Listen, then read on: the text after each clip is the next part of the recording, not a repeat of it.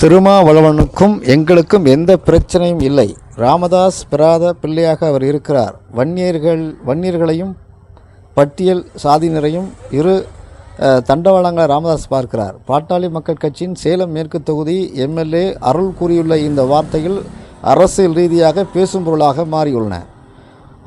அனைத்து இந்திய அண்ணா திராவிட முன்னேற்ற கழகம் பாஜக கூட்டணியில் அன்புமணி தலைமையிலான பாமக அங்கம் வகிக்கும் நிலையில் திமுக கூட்டணி நோக்கி ராமதாஸ் நகர்வதாக அரசியல் விமர்சகர்கள் கூறுகின்றனர்.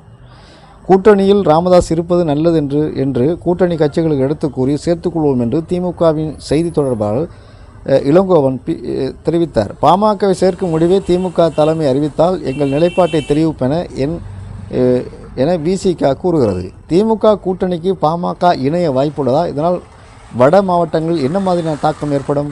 தமிழ்நாடு சட்டமன்ற தேர்தல் நெருங்கி கொண்டிருப்பதால் கூட்டணியை இறுதி செய்யும் பணியில் அதிமுகவும் பாஜகவும் கூட்டணியை பற்றி தீவிரம் காட்டி வருகிற இந்த நிலையில் அன்புமணி தலைமையிலான பாமக தேசிய ஜனநாயக கூட்டணி ஏற்கனவே இணைந்துவிட்ட நிலையில் எடப்பாடி பழனிசாமி ஏற்கனவே முடியாது என்று கூறி வந்த தினகரனை அவர் மீண்டும் கட்சியில் ஒரு அங்கமாகிவிட்டார். திமுக கூட்டணியில் காங்கிரஸ், விடுதலை சிறுத்தைகள், மதிமுக, இந்திய கம்யூனிஸ்ட் கட்சி, மார்க்சிஸ்ட் கம்யூனிஸ்ட் கட்சி, மனிதநேய மக்கள் கட்சி, இந்திய யூனியன் முஸ்லீம் லீக், கொங்குநாடு மக்கள் தேசிய கட்சி உள்ளிட்ட பல இடம்பெற்றுள்ளன. கடந்த சட்டமன்ற தேர்தலில் இடம்பெறாத புதிய கட்சியாக கமல்ஹாசன் மக்கள் நீதி மையமும் திமுகவில் இணங்கி விட்டது. ராமதாஸ் தலைமையிலான பாமக, தேமுதிக 2020 சட்டமன்ற தேர்தல் தங்களுக்கு கூட்டணியின் நிலைப்பாடு தொடர்பாக இன்னும் அறிவிக்கவில்லை. இந்த நிலையில் திமுக தலைமையிலான கூட்டணியில் அங்கம் வைக்க வேண்டும் என பாமக நிறுவனர் ராமதாஸ் ஆதரவாளர்கள் வலியுறுத்தி வருவதாக நாளிதழில் செய்தி வெளியானது.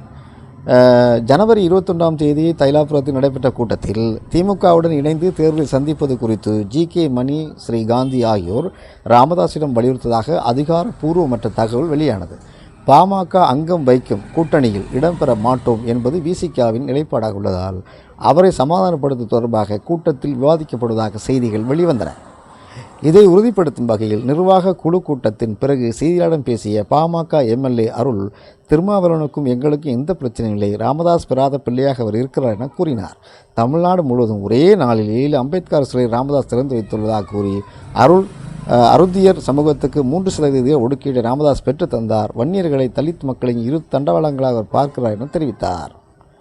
எங்களுக்கு யாரும் எதிரி இல்லை. எதிரியாக இருந்தால் சமாதானப்படுத்த வேண்டும். எங்கள் அண்ணனாக திருமாவளவன் இருக்கிறார். அவர் எங்களுக்கு எப்படி எதிரியாக இருக்க முடியும் என அவர் கேள்வி எழுப்பினார்.